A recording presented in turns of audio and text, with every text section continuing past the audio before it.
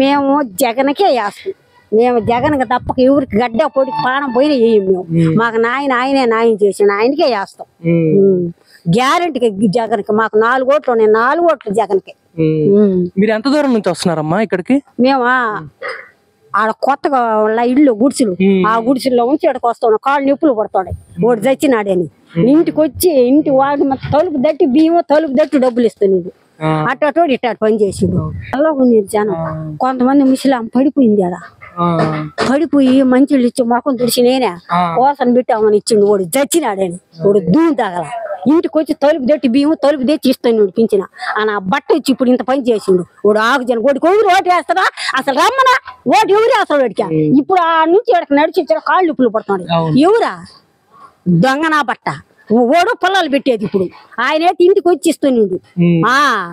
అదేనమ్మా, ఇప్పుడు అందరిలో కూడా ఇదే చైతన్యం కలిగింది. అందరూ కూడా అదే జగన్ కి ఓటు వేయాలనుకుంటున్నారు. జగన్కే వేస్తాం మేము. ఎవరికి ఓటు జగన్కి 4 ఓట్లు ఉన్నాయి, 4 ఓట్లు జగన్కి వేస్తాం మేము. ఈయనే ఓడికి గడ్డ పొడికి. ఓడు ఎన్ని అగసా ఓడు వచ్చినా కానీ ఓడు చేయడు. మళ్ళీ 3 బాగా నీళ్ళు తాపుతాడు ఓడు. ఓడి కోటేస్తే ఓడు ఎవరో వేయాల్సిందే కానీ వేయవు మేము. ఇప్పుడు ఆ నుంచి నడిచే కాళ్ళు నొప్పులు పడతాం. ఇల్లు దట్టి ఇస్తున్నాడు జగన్. ఇల్లు దట్టి బియ్యం ఇచ్చిండు.